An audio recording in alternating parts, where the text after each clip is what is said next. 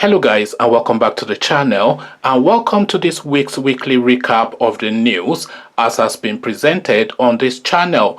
A regular fixture now, 5 videos curated from the channel for the week to represent to you for your Sunday listening. So we get straight into it, and we start of course from Edo State. There's nowhere else that we could have started. So you're all familiar of course with what has been going on with the elections in Edo State, with Obaseki eventually emerging as the winner. So now there's been reactions from the great and not so good. Some of the names that have come out in the public space to speak on these elections include people like Kanu-Tinubu, etc. But what they have to say though is all presented in this first video. So enjoy. Hello guys, and welcome back to the channel. So now guys, we're still with the Edo State election, the reaction to this ground shaking victory by Obaseki, which should not be ground shaking by the way, because it's the incumbent, but of course the powers that are weighing against him, or that were weighing against him,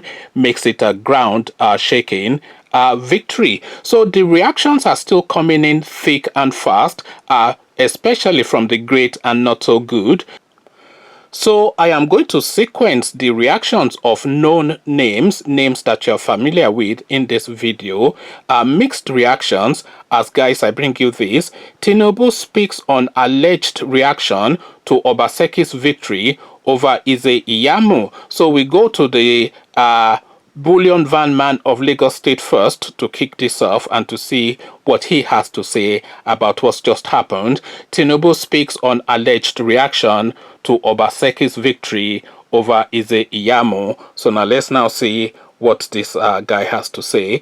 Bola Tinubu, the national leader of the All Progressive Congress APC, on Monday distanced himself from reactions attributed to him on the just concluded governorship election in Edo State. A statement attributed to Tinubu had surfaced on social media regarding the just concluded election. The statement quoted the former Lagos State governor as saying APC's defeat was an indication that members of the party were not gods. He was, however, quoted as saying the extent the People's Democratic Party PDP went in ensuring their victory was an indication that APC was close to being gods. However, Tinubu dismissed the statement, stressing that it was not from him.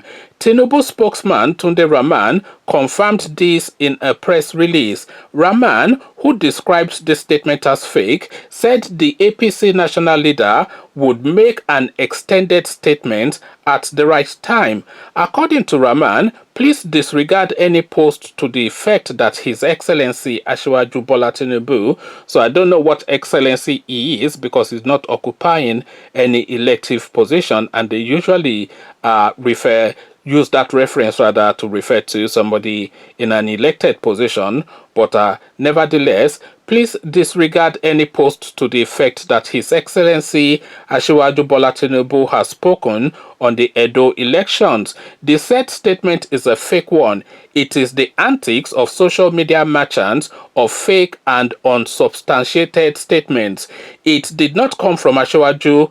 Those who know Asiwaju would recall that it is not in his character to rush to issue statements. At the appropriate time, His Excellency Asiwaju will speak on Edo election. Thank you. So that is what Tinubu has to say, distancing himself from any statement that is purportedly emanating from him. And he would do that, you see, because everybody wants to distance themselves as far away from defeat as possible. So of course, their man Ize Iyamu won, he would have been the first person in front of all of the cameras in Nigeria, boasting and bragging and patting himself on the back that the victory was entirely down to him.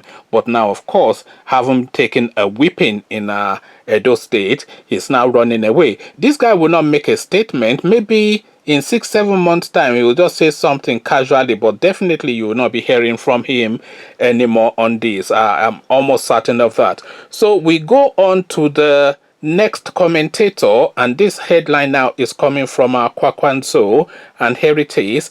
Kwankwanso reveals implications of Obaseki victory. So Kwankwanso, of course, a crossover person from APC to PDP. He, of course, tried to hold on to Kano State, but it was rigged out. He of course, he wasn't running, but he had his man running because he'd already served 2 terms.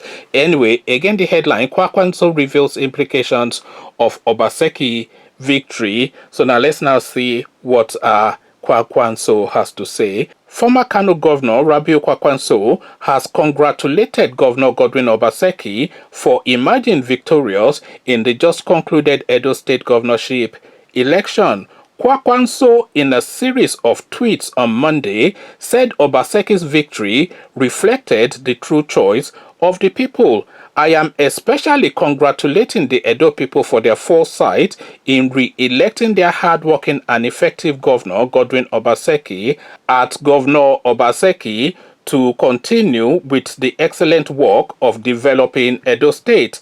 I also congratulate His Excellency Governor Obaseki over this well-deserved victory. You worked very hard for the people of Edo State, and they have reciprocated by coming out in droves, not only to cast their vote for you, but also to defend their votes and ensure that the multitude of election riggers mobilized by agents of doom from different states to steal the Edo State election were made ineffective.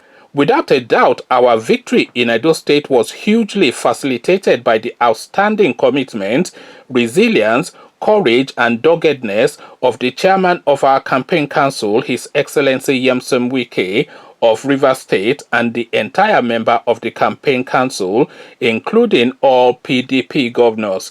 I commend you all as we celebrate the success for democracy in Nigeria.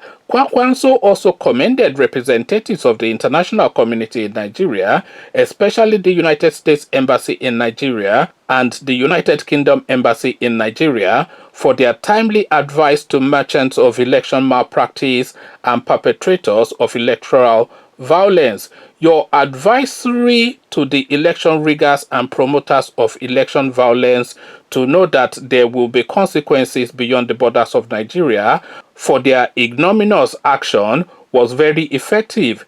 We thank you for your interest in deepening democracy in our country. There is no gainsaying that the Edo victory is a victory for our great party, the PDP.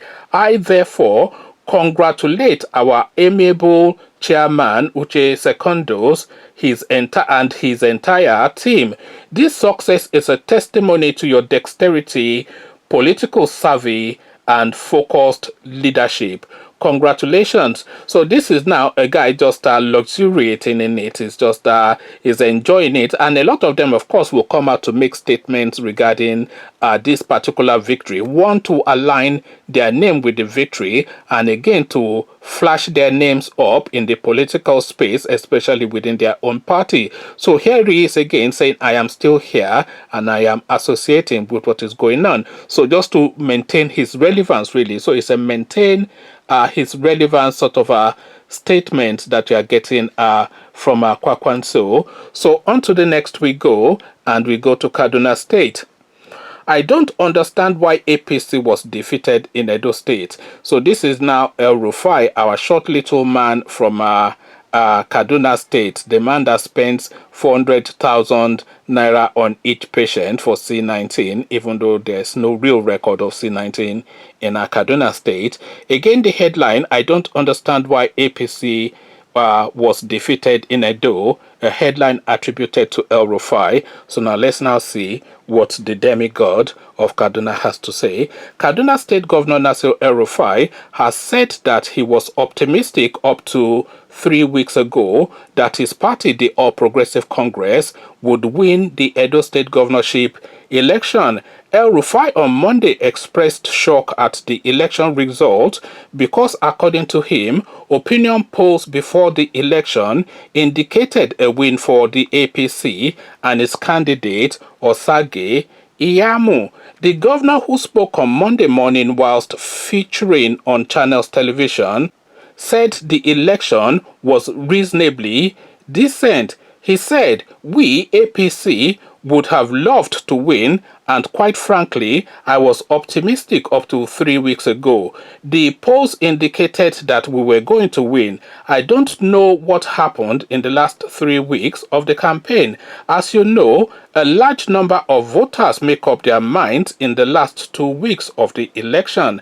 Many voters decided no matter what happens, this is how I am going to vote, but most people want to wait and make up their mind in the last 2 weeks. 3 weeks ago, the polls clearly showed that APC was going to win, but the result came out differently from what we expected.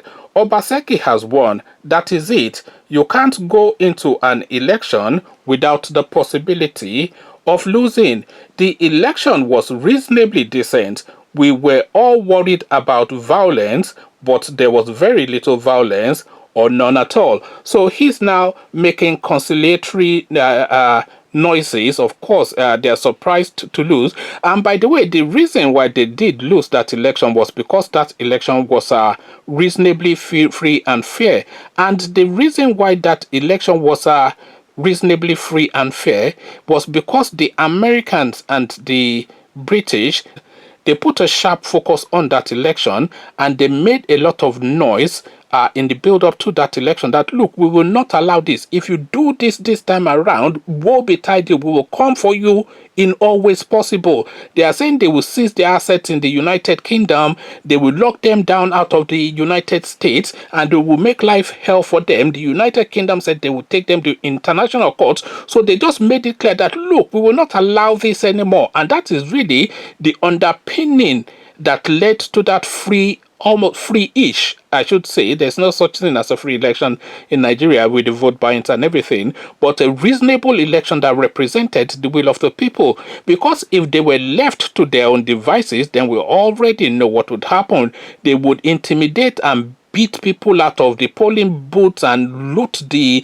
boxes and just write, you know, the usual brutish sort of system that the Malam Buhari is running. So it is really the credit, and Pakwanso was right, the credit for this election should really go to Britain and the United States. So let's carry on, and let's capture a couple more, or at least one more reaction. So now we're going to IPOB Central this time around, and we're going to the lead person there, Nnamdi Kanu. Of course, I bring you this.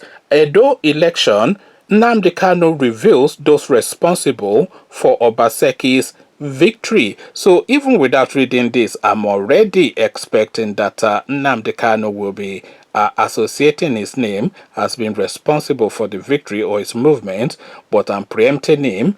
Again, the headline, Edo elections, Nnamdi Kanu reveals those responsible for Obaseki's victory. So now let's now see what the Alpha One of the IPOB movement has to say. Nnamdi Kanu, leader of the indigenous people of Biafra, IPOB, has explained why Saturday's election in Edo State was judged free and fair. Incumbent Governor Godwin Obaseki returned elected on Saturday, defeating Pastor Osage Iyamo of the All Progressive Congress, APC.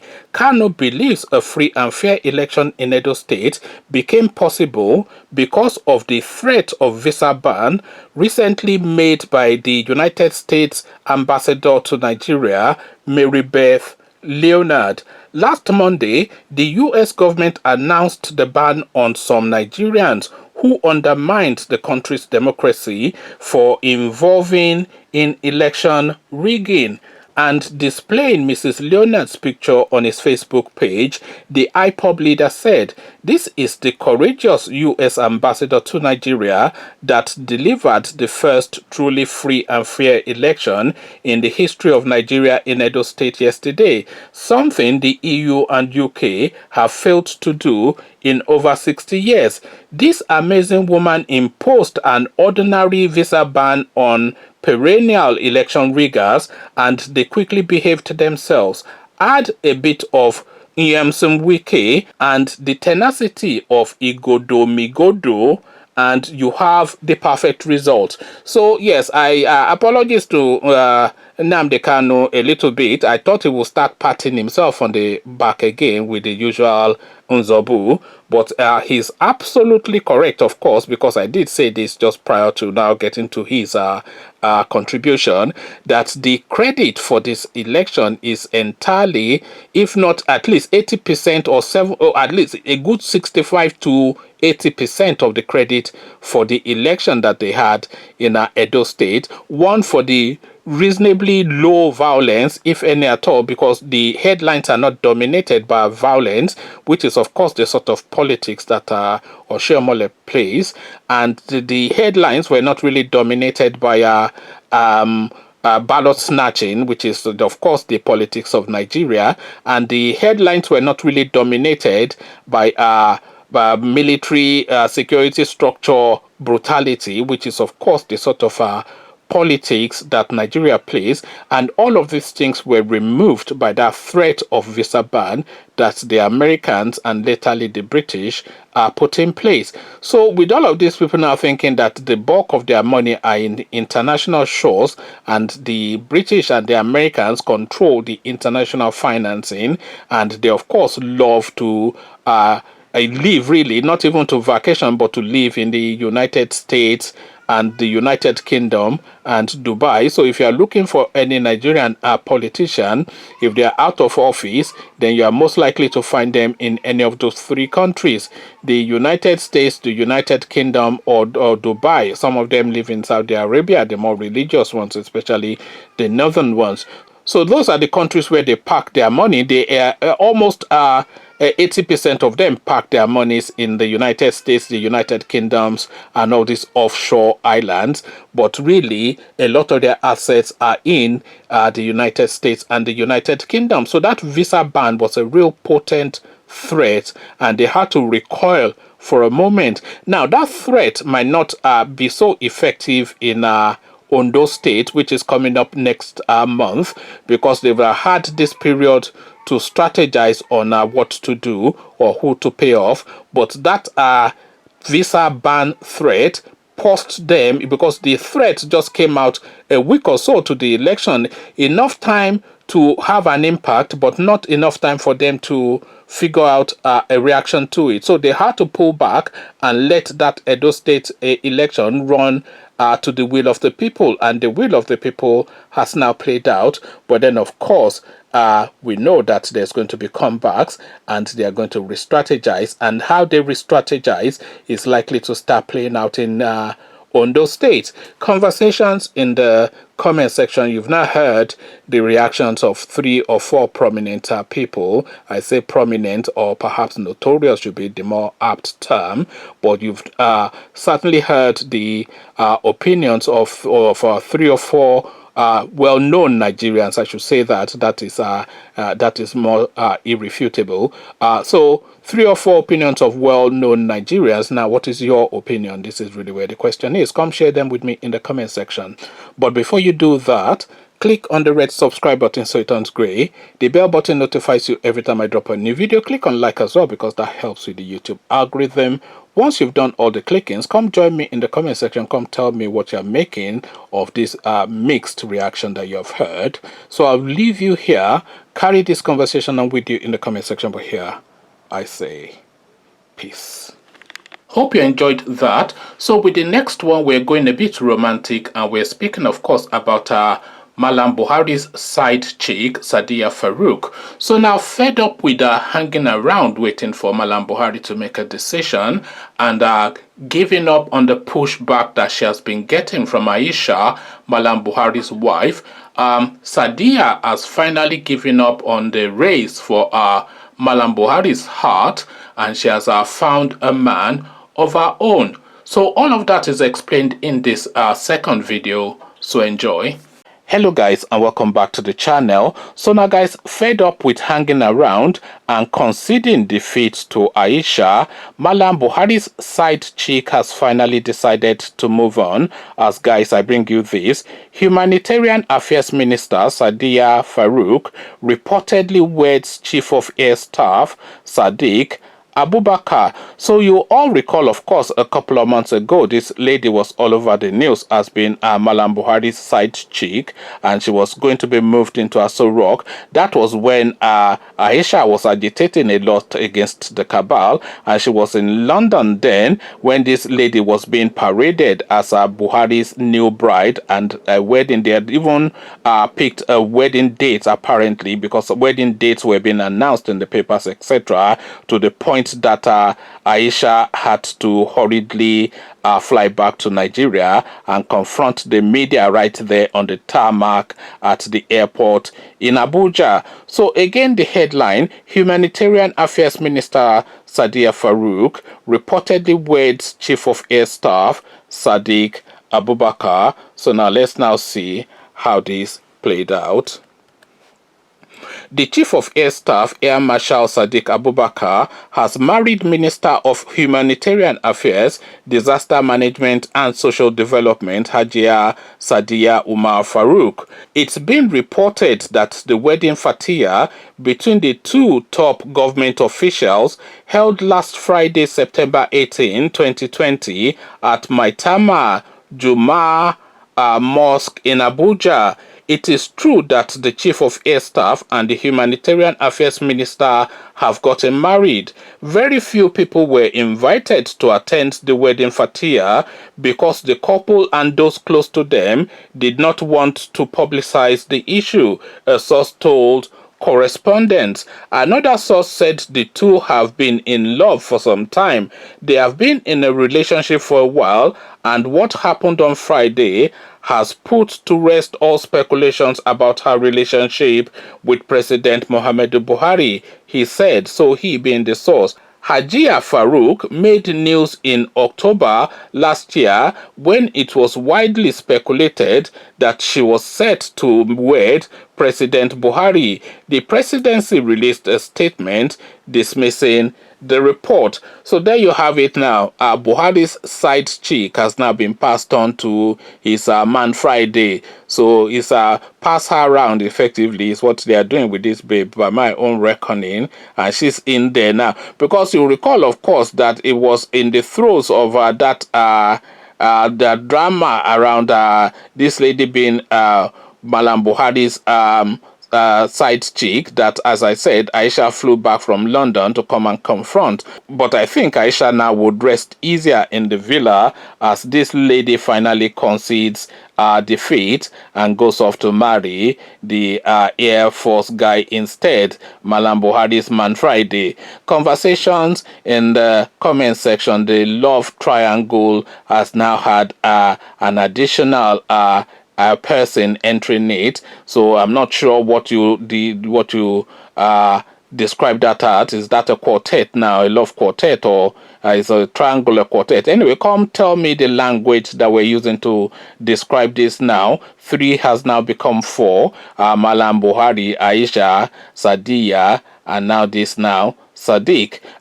Come share thoughts about all this with me in the comment section, but before you do that, click on the red subscribe button so it turns gray. The bell button notifies you every time I drop a new video. Click on like as well because that helps with the YouTube algorithm.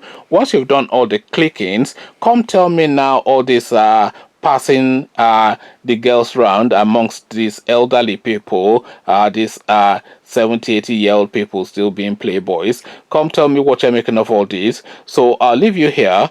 Carry this conversation on with you in the comment section, but here I say peace. Hope you enjoyed that. So next we're going to Imo State, and whenever we go to Imo State, the first door we knock on, the first doorbell we press is that, of course, of Hope Uzodinma. So Hope Uzodinma, as ever, is in the media space crying. You all know the nature of his gripe, and if you don't, that's all explained in this third video. So enjoy. Hello guys, and welcome back to the channel. So now guys, I originally thought to start this video with hello and then laugh for 10 minutes and then say goodbye, but then I thought you guys would wonder what the laughter was all about. So guys, I bring you this. Those referring to me as Supreme Court Governor are ignorant. And who is saying this? You guessed, Hope Uzodinma. So you can see the comedy already and the reason for the laughter. So again, those referring to me as Supreme Court Governor are ignorant. A headline attributed to Governor Hope Uzodinma. So now let's now see what this Babasala character has to say. Governor Hope Uzodinma of Imo State has described Nigerians, referring to him as Supreme Court Governor, as ignorant. The governor said this when he appeared on Channels Television on Friday, September the 25th, when he was asked how he feels when people call him a Supreme Court Governor. Uzodinma said, "It is the height of ignorance because they don't know what they are saying. There is a reason for the Supreme Court. In the doctrine and principle of democracy, the law expected that there would be grievances and malpractices in the electoral process. When this happens, the only legitimate right you have is to seek redress at the court, and of course, the court determines. Remember that this is not the first time. So many elections had held where the candidates went to court and they got justice. So why will mine be different? Human beings voted and the votes were not counted. I went to the Supreme Court and INEC was unable to explain why they did not enter the result. It was a simple judgment. The Supreme Court said INEC was wrong. Recall that in January 14, 2020, the Supreme Court removed Emeka Ehidioha of the People's Democratic Party as governor of the state on grounds that he did not score the lawful majority votes in the Imo governorship race. The court said it arrived at the decision after adding votes scored by Uzodinma in 388 polling units, which showed that he won the race. It subsequently declared Uzodinma the winner of the election and ordered the Independent National Electoral Commission to give him a certificate of return as elected Imo governor. Ehidioha, however, returned to the Supreme Court with a view of seeking a review of the judgment that removed him from office, but failed. So now the Supreme Court Governor of Imo State does not want to be called the Supreme Court of Imo State anymore. So we have to honor that, we have to respect that, because of course a man must choose not to be called something. So if he doesn't want to be called the Supreme Court Governor of Imo State anymore, then we have to go to his next appellation, which is Fulani Maid. So Fulani Maid is the other name that the people in Imo State of course call him. So if he wants to abandon Supreme Court Governor, then we are happy to go with Fulani Maid, because he is certainly Fulani Maid. There's absolutely no disputing. I don't even think he can contend with that. So you can see now why I just wanted to laugh all the way through the video, say hello, laugh all the way through, and say goodbye, because this guy is a joke and the whole thing that he has to say is just some tragic comedy. Is tragic as it is comical, a tragedy for the people of Imo State to have the person that came number 4 in an election foisted on them as the winner, and a comedy at the same time with this guy, the Supreme Court Fulani Maid Governor of Imo State, now going around crying all over the media space that he doesn't want to be referred to by its proper appellation. Conversations in the comment section. Come share thoughts. This is a joke, of course, to me, but what is it to you? That is really the question. So come tell me what you are making of this now protestation by Hope Uzodinma in the comment section. But before you do that, click on the red subscribe button so it turns gray. The bell button notifies you every time I drop a new video. Click on like as well, because that helps with the YouTube algorithm. Once you've done all the clickings, Fulani Maid or Supreme Court Governor, or what other appellation do you have in mind for Hope Uzodinma? Come, let's share gists in the comment section on this. So I'll leave you here. Carry this conversation on with you in the comment section, but here I say peace. Hope you enjoyed that. So we're going back to romantic affairs, and this time we're speaking to love once requited no longer. So we're speaking to broken relationships. We're speaking, of course, to Femi Fani-Kayode and his endless stream of wives. So wife number 4 now has now said that she's had enough and she's packed her bags and left. And as always, whenever a relationship breaks up, it's always a matter of he said and she said. So he said, she said, but whoever is saying, there's certainly supporters on both sides. So now one of the supporters of Fani-Kayode turns out now to be his third wife. Yes, difficult to keep up. So wife 1, 2, 3, 4. So the one before the latest one. So she has now piped up now in the media space to defend, I was going to say her husband, but we are not really sure what the relationship is because it's that convoluted. But some of it is explained in this next video, so enjoy. Hello guys, and welcome back to the channel. So now guys, we're back with the Femi Fani-Kayode marriage breakup saga, a never-ending story. So now one of his many ex-wives, maybe she's not ex-wife, we'll find out in the course of the video, but certainly one of his many wives has now come out to have her say with regards to what is going on in his latest marriage. I'm saying latest marriage, of course, because I'm not sure if they are formally divorced, this fourth marriage, or they're just separated. Anyway guys, I bring you this. Fani-Kayode's wife Regina opens up on alleged domestic incident by ex-minister. So now I'm using incident, of course, to replace another word, but when I say domestic incident, I'm sure you know what I mean. Again, the headline: Fani-Kayode's wife Regina opens up on alleged domestic incident by ex-minister. So now let's now find out what Regina has to say.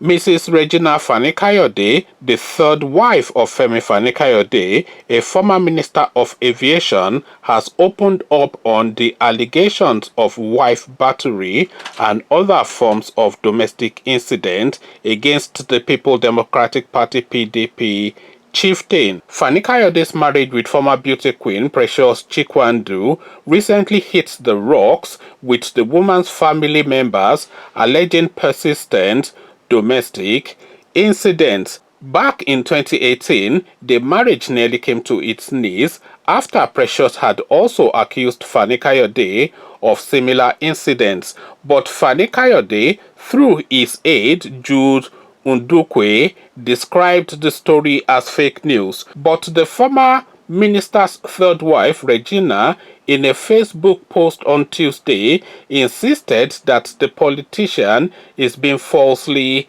accused. She described the ex-minister as a loving husband, adding that his greatest weakness are those he loves and he will do anything for them. The former minister's third wife debunked reports in the media that they are divorced. So apparently they're still married to his third wife. So that is what she is saying. The former minister's third wife debunked reports in the media that they are divorced. According to her, the suggestions that she was treated in a bad way by him or subjected to any form of maltreatment sorry, I'm having to edit some words out as I'm reading it out for reasons of YouTube. So according to her, the suggestions that she was treated in a bad way by him or subjected to any form of maltreatment at any time in the 23 years that they have been married are malicious and false. Regina wrote, "Chief Femi Fani-Kayode is my husband. We got married under traditional law and custom in Accra, Ghana in 1997. We have a beautiful daughter called Oluwaremilekun, and both she and I are very proud of him." She said the former minister has been a good father and husband to her and her daughter, and he has never subjected me to any form of domestic incident or treated me badly. Anyone that knows Femi well knows that his greatest weakness are those he loves and he will do anything for them. According to Regina, Fani-Kayode is a warm, kind, generous, gentle, intelligent, and loving man. So I have to just pause it there for a moment. I didn't want to interrupt the flow, but really we must pause and caution there. So according to her, Fani Kayode is a warm, kind, generous, gentle, intelligent, and loving man. So now, of course, we can only go by what we know and what we have seen. And what we saw in recent times with this encounter with that journalist certainly does not portray this image, this painting that the wife is trying to give us of being a warm, kind, generous, gentle person. So he certainly was not warm to the journalist, Charles, the Daily Trust journalist. I can't remember his last name, but his first name was Charles. So he certainly wasn't warm to him. He certainly was not kind to him. I don't know about generous, but he certainly was not gentle to the man. And he did not display any intelligence in the language that he used. So the image now, the rebranding that this woman is trying to give us, runs contrary to what we saw with our own very own eyes, with the way he was lambasting and abusing that guy, because of course he feels he's more powerful than him. So we take it from that spot again as we round it off. According to Regina, Fani Kayode is a warm, kind, generous, gentle, intelligent, and loving man. She said that her husband is a man who is not afraid of anyone and makes sure people around him are happy. Regina said that Fani Kayode informed her before starting a relationship with Precious, his fourth wife, and that she, Regina, accepted it in good faith. So now this is a paid for advertisement by my reckoning and by the readings of it, because there's nothing that coheres there. So a man that of course is known for being quite hair trigger in his temper, quite quick to temper, and quite forceful in the way that he expresses that temper. And we also again in that clip how that manifests, because of course it was being recorded when he was lambasting that journalist. So you can imagine then when cameras are not around how he would have escalated that sort of a situation. So it's very easy to imagine the sort of a narrative that is coming from Precious Chikwendu, his fourth wife. So a man with four wives anyway, I mean, it's really a question mark. I'm not saying that you should just marry one wife and stay with her for the rest of your life. We all know that relationships break down, but this man just seems to be revolving wives out of like a conveyor belt or something. I don't know exactly what the play is there. If he wants to be a playboy, then be a playboy and don't marry these women. Just, you know, have relationships, and then if he breaks down, he breaks down. And yeah, but that's his own personal life anyway. But really, it's just this woman coming out to make this statement. You can tell fully from just the way that the thing has been expressed that this is somebody that is being paid to do a job. So one, you are a wife, well, you're wife number 3, and then your husband comes to tell you that he's taking wife number 4, you're saying you took it in good faith. So I don't know what sort of a good faith that is, especially in like a Christian environment. I know that in the Muslims they are allowed multiple wives, but certainly within the Christian faith they are not allowed multiple wives. And this guy coming to tell you that he's taking a fourth wife, as a wife after you, you are saying that you took it in good faith. You can tell that to the birds, because I don't think anybody believes that. So that's one. And the second one is she's still going around describing herself as his wife, you know. So his wife, yes, but his ex-wife though, because surely if he is Christian and they had like a registry wedding, then he cannot marry another wife after her unless he divorces her first. You can correct me in the comment section if I'm wrong on that, but that is my understanding of how things like that work. But really, the thing about her coming out to say that he did not have like domestic confrontations with her in the course of their relationship, that's an absolute lie. There's nobody on this planet that would believe that, because of course this guy, he has a quick temper, and we saw that temper demonstrated in that interview, as I said, with the journalist. And we've also had incidents in the past when the Lady Precious, his fourth wife, had come out in the public space to say that, look, this is the way this guy is towards me, and our family had also alarmed in the public space that this is what this guy is doing. So we've had several reports and we've seen video clips of his temper.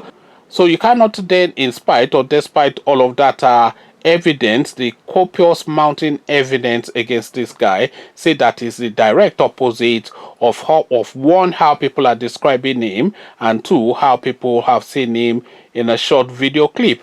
Conversations in the comment section. I am calling this bought and paid for advertisement by this lady, this third wife. You know, I don't even know her name anymore. Regina.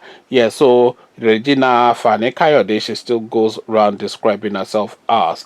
So I am calling this out as a paid advertisement. Femi has obviously gotten in touch with her to say that do this, do that, and 10 million naira in your bank account on top of the usual, you know, generosity. So she's now gone out and just done this. She owes Precious no obligation, and she has a child for Fani-Kayode and is generous towards her. So this is what is playing out. Come share thoughts. Hope you enjoyed that. So now we round it off with a serious matter. Donald Trump, you know, of course, he's never really had time for anybody from the third world, especially Africa, where he described as a shithole countries. We all remember that famous phrase, and he seems to have like a particular dislike for Nigerians. So moves are now being made by the Trump administration to limit or restrict or do away with student visas from certain countries. Nigeria, of course, top of that list, and all of that is explained in this next video. So enjoy. Hello guys, and welcome back to the channel. So now guys, the news seems to be tightening around the neck of the Nigerian person.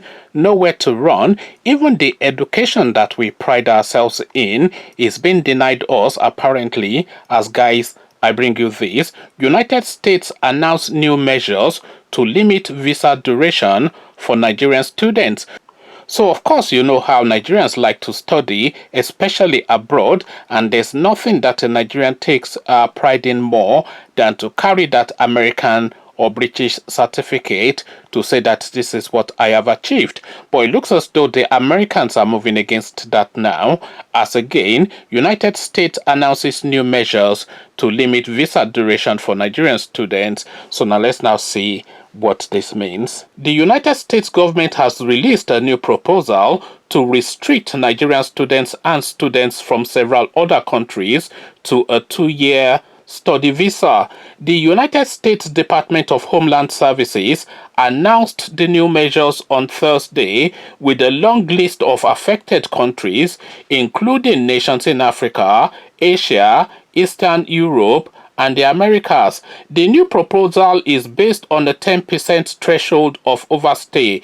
If within a given year, more than 10% of the students from a particular country stays in the United States longer than their visa term, all citizens of that country are barred from obtaining a 4-year visa in the United States. Students that will be affected by the new measures, if approved, include citizens of countries on the state sponsor of terrorism list: Iran, Syria, Sudan, PRK, I don't know what PRK is, North Korea, and on ascribed schools, schools that don't use E-Verify. People who want to oppose the rule have only Friday to provide comments in opposition to the directive, according to the Department of Homeland Service. Aside from the intended restriction on students from countries that have been placed on the overstay bracket, the new immigration policy seeks to end duration of status visa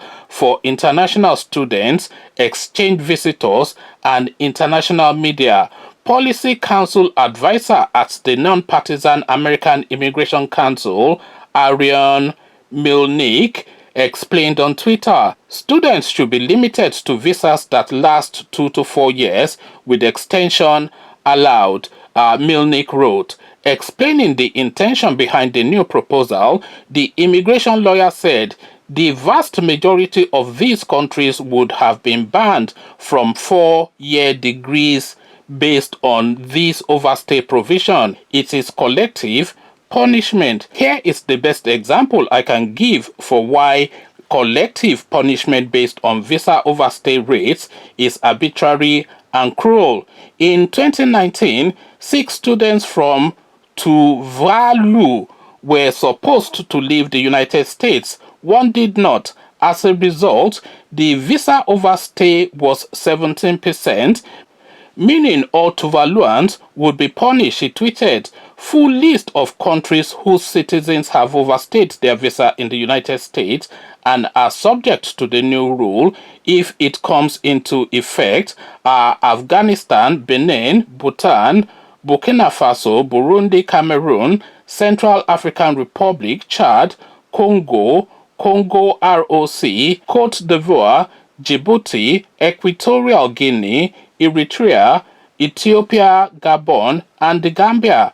Others are Ghana, Guinea, Guinea-Bissau, Guyana, Haiti, Iran, Iraq, Kenya, Kosovo, Kazakhstan, Liberia, Libya, Mali, Malawi, Mauritania, Moldova, Mongolia, Nepal, Niger, Nigeria, North Korea, Papua New Guinea, Philippines, Rwanda, Samoa, Senegal, Sierra Leone, Somalia, South Sudan. The rest are Sudan, Syria, Tajikistan, Tanzania, Togo, Tonga, Turkmenistan, Tuvalu, Uganda, Uzbekistan, Vietnam, Yemen, and Zambia. According to Munich, any citizens of these countries who intend to stay beyond the 2 allotted years can apply for multiple visa extensions. Approval of the proposal is not certain and can be expensive. He added, the Trump administration has made reducing the flow of migrants into the United States one of its top priorities.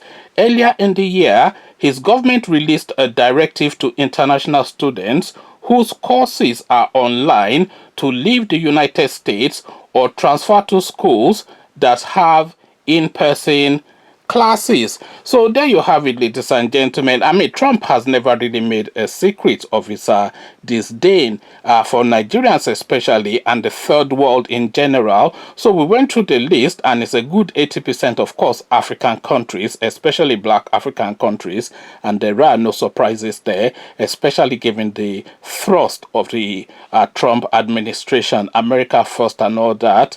There are good people on both sides. We all know the politics of Donald Trump, so nobody can claim any surprises here. So it looks as though the noose is tightening around America as a soccer no-go area for Nigerians now, and it's that much more difficult, as if it wasn't difficult enough to now go to America with that green passport that you hold.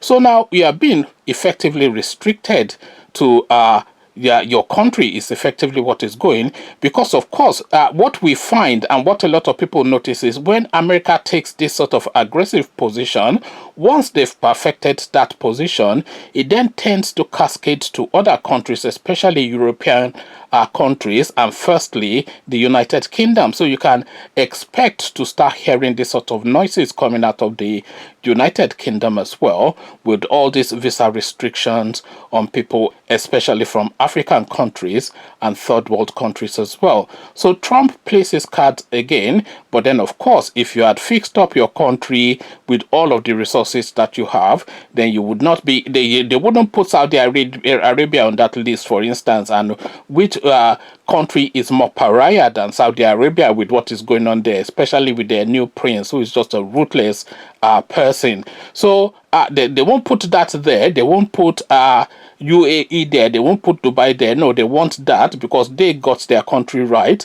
and they don't have a need to go to the United States. And when they go to the United States, they go there with a bag filled with dollars. But then when you go, you're only going there to contend with their social security facilities and their jobs, and bring your poverty into their environment, etc. At least that is how they see you. Conversations in the comment section. Donald Trump is banning Nigerian students from the United States universities. That is how I'm going to caption this particular video. What says you? Come share thoughts. But before you do that, click on the red subscribe button so it turns gray. The bell button notifies you every time I drop a new video. Click on like as well because that helps with the YouTube algorithm. Once you've done all the clickings, come tell me now what you're making of this move being made by the Americans. So I'll leave you here. Carry this conversation on with you in the comment section. But here, I say, peace. Hope you enjoyed that, and hope you enjoyed the selection for this week. A mixed pot, a potpourri, as we used to say back in the day. Nobody uses that term anymore, potpourri. So now that is the mix for this week, though. Let me know what you're making of it. Hope Uzodinma, Kanu, etc., Fani Kayode, all of the big names featured, but what are your thoughts on the videos is really what I am interested in. So come share that with me in the comment section. But before you do that, click on the red subscribe button so it turns gray. The bell button notifies you every time I drop a new video. Click on like as well because that helps with the YouTube algorithm. Once you've done all the clickings, come join me in the comment section. Come tell me what you're making of this news line that has been presented. So I'll leave you here. Carry this conversation on with you in the comment section. But here, I say, peace.